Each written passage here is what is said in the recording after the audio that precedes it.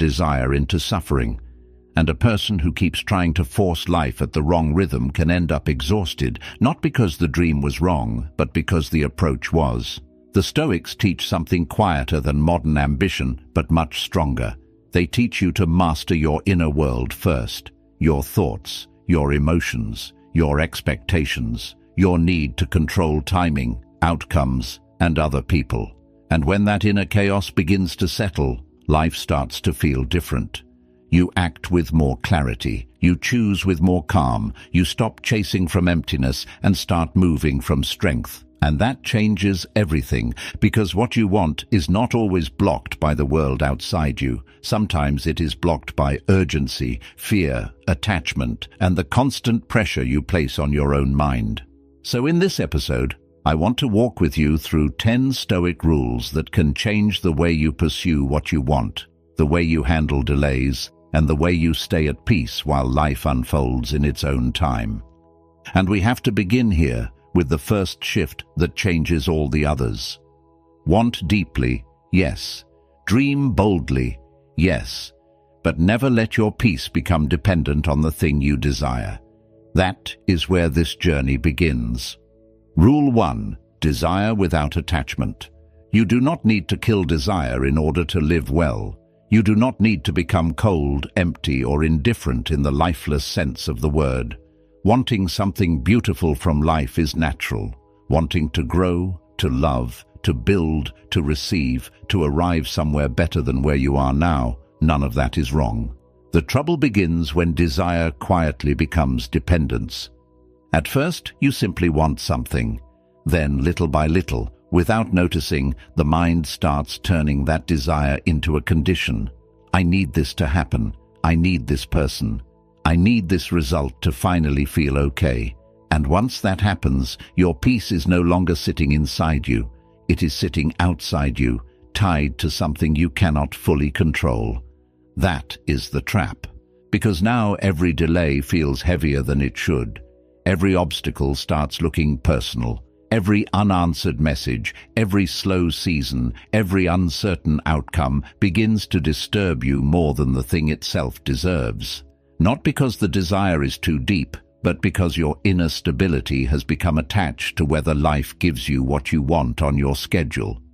The Stoics were very clear about this. You are responsible for your effort, your choices, your discipline, your way of carrying yourself. But the final result is never yours alone. Timing is not yours alone. Other people are not yours to command. Outcomes are shaped by too many things outside your hands. So the more tightly you cling, the more fragile you become.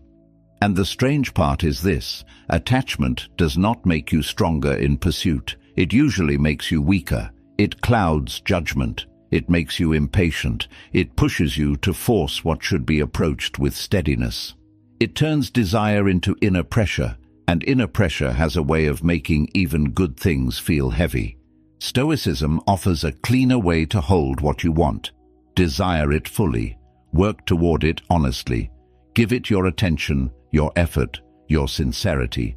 But do not build your emotional life around whether it arrives exactly the way you imagined. Let the goal matter without letting it own you. That shift creates a different kind of energy. Now you can try without panic. You can wait without collapsing. You can keep moving without feeling humiliated by delay. You can lose something without losing yourself with it. Marcus Aurelius lived with that kind of inner discipline. He did not ask life to obey him so that he could feel stable. He trained himself to remain stable while life did whatever life does. That is real strength. So this first rule is simple, but it changes a lot once you really live it. Want what you want, but do not hand your peace over to it. Let desire live in your hands, not around your throat. Because the moment you stop needing the outcome in order to feel whole, you finally become free enough to pursue it well. Rule 2. The power of the present moment. Let's stay with this for a second, because a lot begins to change when you really understand it. Your life is never happening in the past. It is never happening in the future either. It is always happening here, in this moment, in the way you think, the way you respond, the way you carry yourself through what is in front of you right now.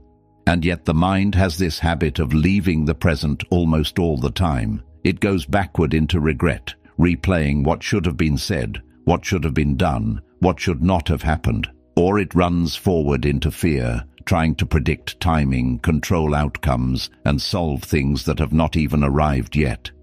That movement drains you.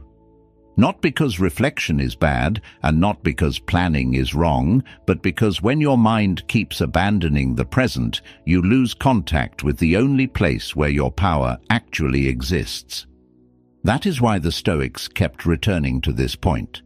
Marcus Aurelius reminded himself again and again to stay with what was in front of him, not with the whole weight of life at once, not with 10 imagined futures, just this task, this hour, this response, this moment.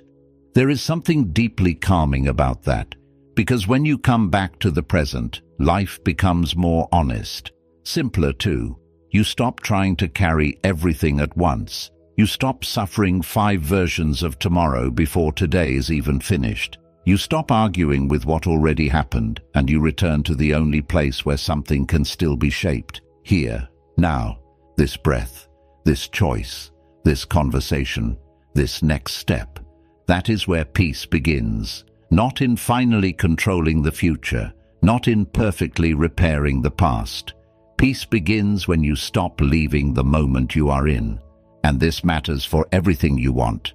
If your mind is always ahead of life, you act with tension. If your mind is always behind life, you act with heaviness. But when your mind is fully here, your actions become cleaner. You see better. You choose better. You stop reacting to imagination and start responding to reality.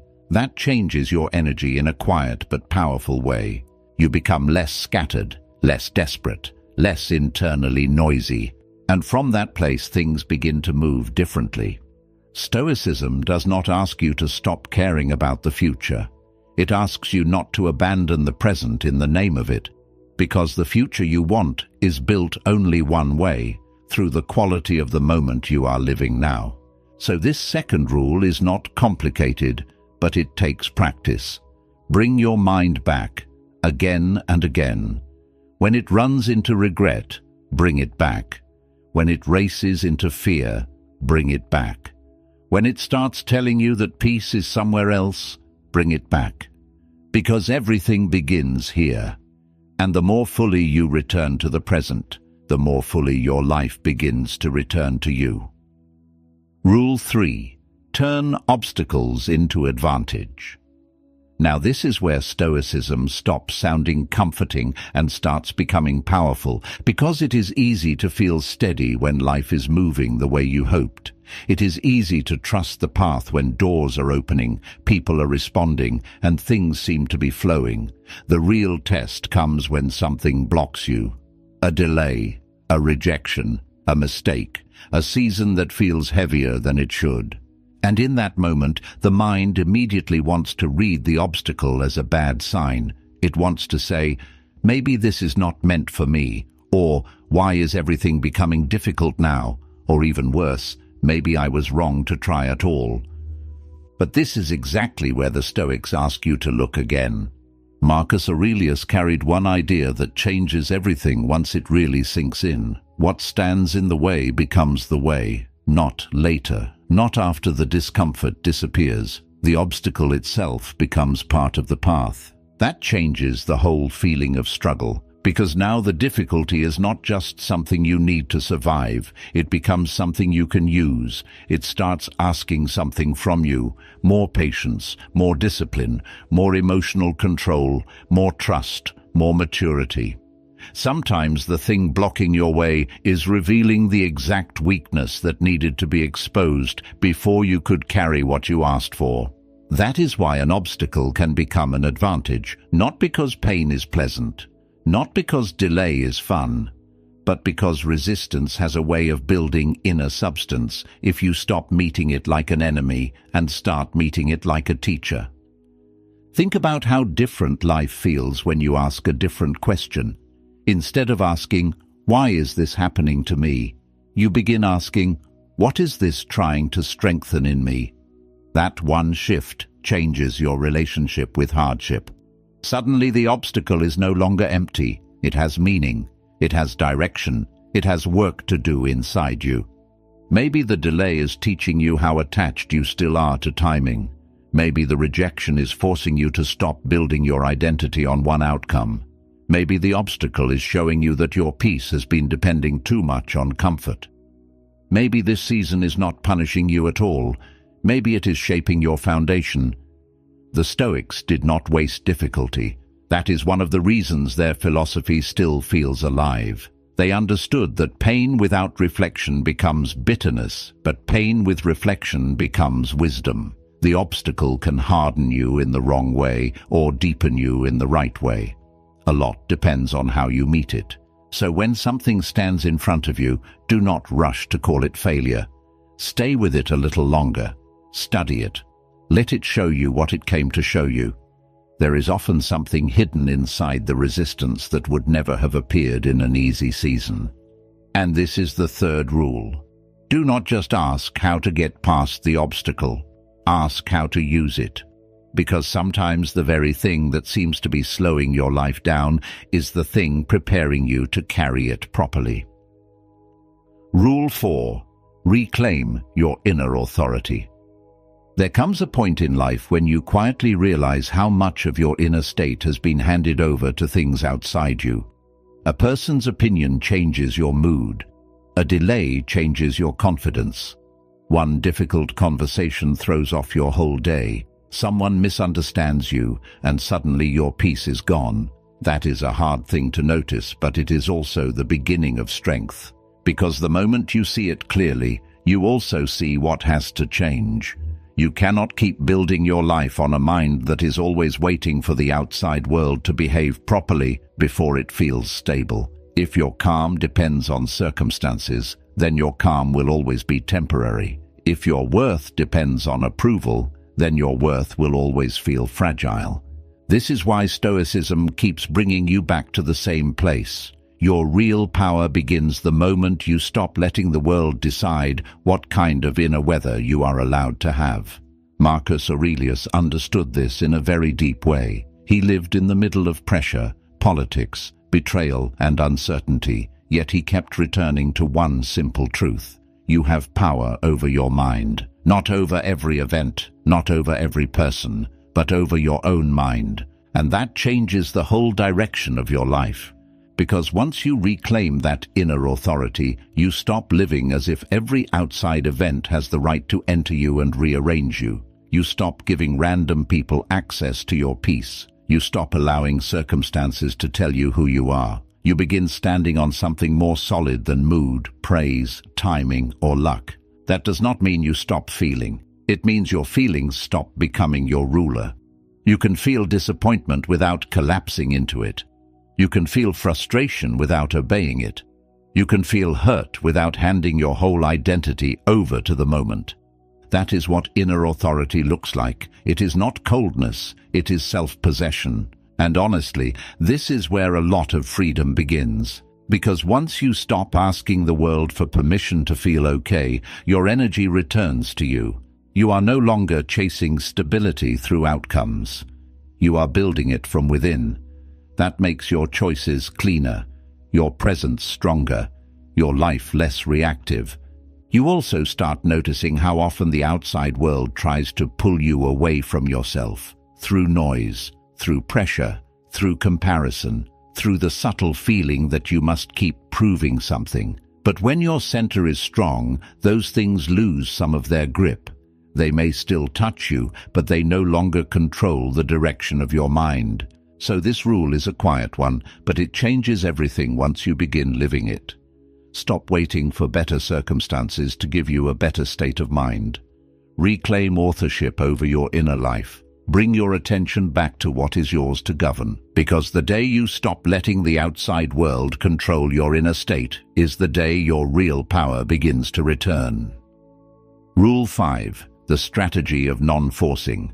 This one can feel strange at first, because it goes against the way you've probably been taught to approach life. You're told to push harder, chase faster, make it happen, force momentum, control the pace, control the outcome, control every variable you can reach. And for a while, that can feel like strength. It can even look like strength from the outside, but inside, something else is happening. Tension builds, peace disappears, the mind becomes tight, and little by little, your effort stops coming from clarity and starts coming from fear. That is where Stoicism asks you to slow down and look carefully. Not everything in life responds well to force. Some things do not open because you push harder. Some things open when you stop strangling them with urgency. A relationship, a decision, a season of growth, even your own healing. There are moments when pressure helps, yes. But there are also moments when pressure only disturbs what needed space. The Stoics understood rhythm. They understood that action matters, but so does timing, so does restraint, so does knowing when to move and when to stop interfering. This is what I mean by non-forcing. It is not passivity. It is not laziness. It is not sitting back and hoping life will magically arrange itself for you. It is something much more disciplined than that. It is acting fully where action is needed, then releasing the desperate habit of trying to bend reality with emotional intensity.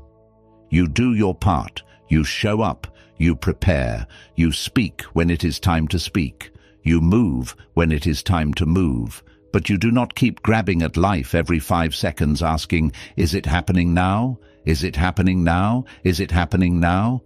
Because that energy disturbs your judgment. Marcus Aurelius had to live with this kind of discipline constantly. He could act, plan, decide, and lead, but even he could not force the world to obey his preferred timing. So he kept returning to what was his and letting go of what wasn't. That kind of calm is not weakness. It is maturity. You can feel the difference in your own life when you are forcing something. Your mind becomes noisy, your body becomes restless. Even good opportunities start feeling heavy because you are approaching them with too much inner pressure. And then there are those other moments, quieter ones, where you are still engaged, still committed, but no longer desperate. You are doing what you can and allowing the rest to unfold. That is a very different energy. Cleaner, stronger, more sustainable. Sometimes the strongest move is not another push. Sometimes it is stepping back enough to let things breathe, to let reality show you what is opening naturally and what you may have been trying to drag forward before its time. So this fifth rule is simple, but it asks for real discipline. Stop forcing every door. Stop confusing urgency with power. Do what is yours to do, and then let life move at the pace it needs to move. Because there is a kind of strength that only appears when you stop wrestling with everything and learn how to move with reality instead of against it. Rule 6. Gratitude creates abundance. This rule sounds soft at first, but it is far more powerful than it seems. Because when gratitude is missing, nothing feels like enough. You can have progress and still feel behind. You can receive love and still feel empty.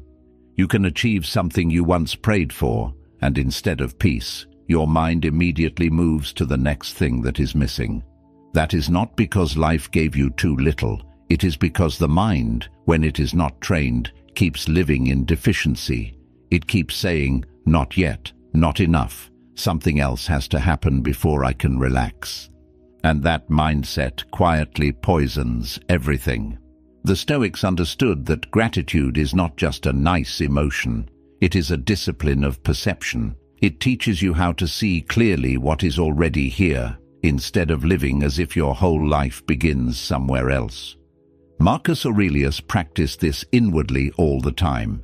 Even in the middle of pressure, uncertainty, and responsibility, he kept reminding himself to notice what was still good, still available, still meaningful. Not because he was ignoring difficulty, but because he refused to let difficulty blind him to what remained. That is what gratitude does. It restores proportion.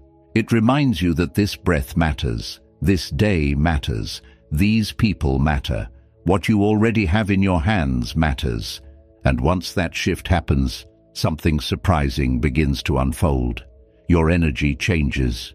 You stop approaching life like someone starving emotionally.